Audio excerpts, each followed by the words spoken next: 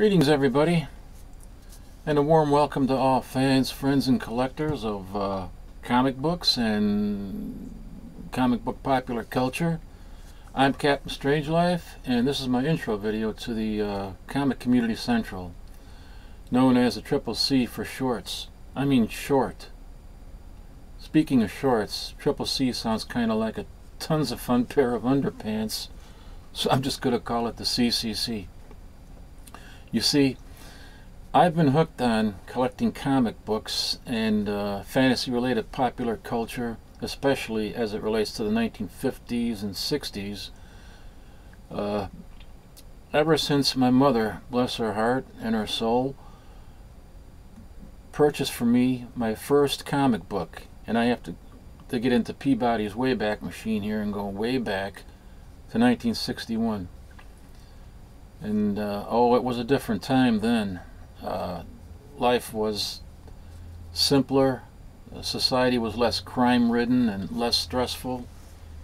But don't get me wrong, we weren't without our societal ills, as many of you can probably testify to, but life was easier and generally less complicated. I mean, this was a time of soda fountain parlors and roller skating rinks and drive-in movie theaters, diners, hamburger joints, and where kids would get together in these hamburger joints and listen to music being played on 45s and scenes similar to this. This is a Dexter Comics number 4. This is 10 years earlier than 1960 from that era, but it didn't, you know, things didn't change much in those hamburger joints and diners. They all had their jukeboxes, and kids went there and danced to the music that was being played on 45s inside those jukeboxes, like this. Elvis Presley, it's 1960. We got Bobby Darin would be on those jukeboxes, and Ricky Nelson. And then from 1961 we would have, and these are reissues, the other ones were originals, what I just showed you, but this is a reissue. It's the Coasters' Little Egypt from 1961. This is what would be on those jukeboxes. And stuff like Sam Cooke, Cupid was a big hit, 1961. And comic books. Well, comic books, they were everywhere. They were sold in candy stores and in neighborhood, the little neighborhood grocery stores, and the corner drugstores. They were sold through the mom and pop variety shops that were also everywhere. And I remember on my corner where I lived on Roscoe and Horn in Chicago, on that one block there were 3 mom and pop variety shops, and they all had spinner racks like the one you see behind me, filled with comic books. Even our local 5 and dime store, the Woolworths, where my mother used to take me to the long lunch counter to buy me banana splits, they had comic books, although I didn't know it at the time. And as a matter of fact, I was able to pull down a 1960 and 61 menu off the internet, which is the exact same menu that I used to look at when my mother took me there to that long lunch counter. Banana splits for 39 cents, and they had the American grilled cheese sandwiches for 30 cents. They had coffee that was only 8 cents for a cup of coffee. And of course, comic books were also sold through the newsstands. And it was at one such newsstand while I was in possession of my mother, because she was never in possession of me. Actually, that's not true. I was an exemplary child. I was perfect, as pure as the driven snow. Well, that's not true either. I was an average child, but fairly well behaved. And anyway, it was at one such newsstand that my eyes enlarged to the size of tomatoes, you know, like the eyes of those aliens in that Mars Attacks movie. Remember that Mars Attacks movie from 1996? My eyes were like that. And by the way, that Mars Attacks movie was based on the 1962 Mars Attacks trading cards, like this. My eyes also grew that big whenever I saw, you know, beautiful blonde women in red dresses, which seemed to be everywhere in the comic books. But anyway,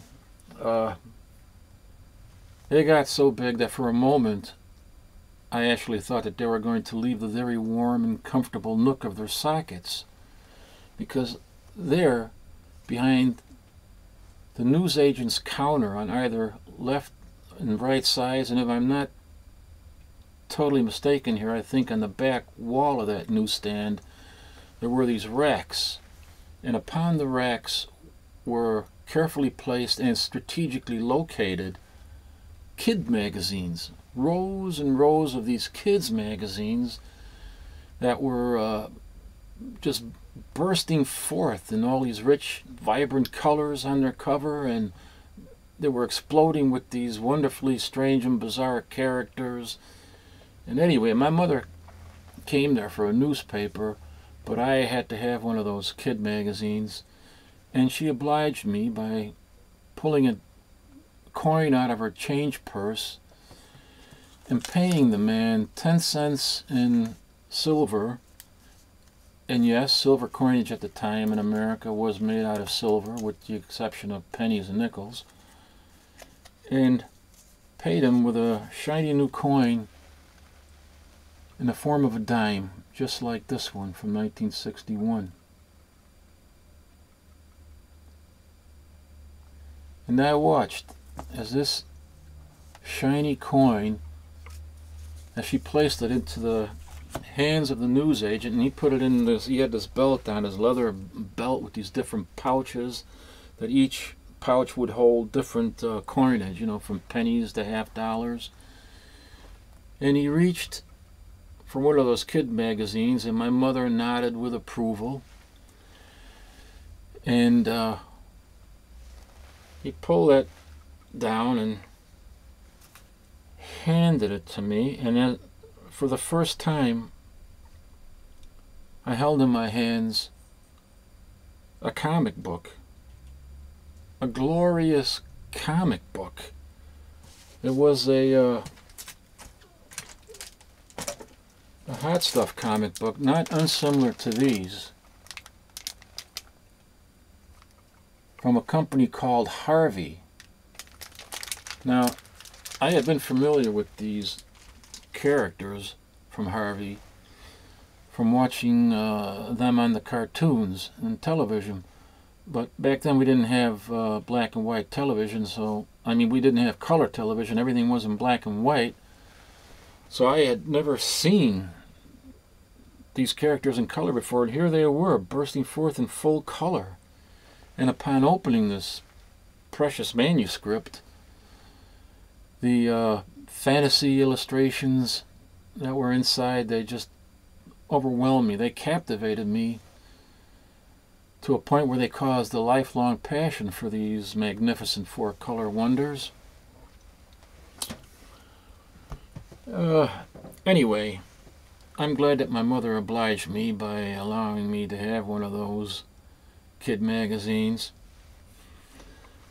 Here at the CCC, this is a place for us comic book culture collecting enthusiasts to come together and revel in our sweet addiction via the videos that we upload and share here. And with such a variety of channels and videos to choose from, I'm certain that even the most discriminating fan will find something to satisfy the palate. So, well, let's see, my videos here are will be in the same vein as the videos that I upload on my personal channel, and yet they will be completely different videos.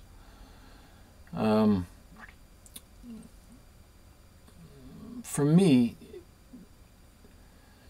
comic book collecting and by extension fantasy-related popular American culture, especially as it pertains to the 1950s and 1960s, is a lot about the history and nostalgia. So if you are interested and you like some of the channels here, I would suggest you consider subscribing and following me on my personal channel and here at the Comic Community Central with all my friends. If you're so inclined, of course. But if you do subscribe, I'm sure you'll be glad that you did. So, I don't think I have anything else that I can offer right now at the time, but I should be uploading something on my personal channel pretty soon. But at any rate, this was my intro, and I hope you enjoyed, and I hope to see you again soon. May you all be happy and be well. Take care.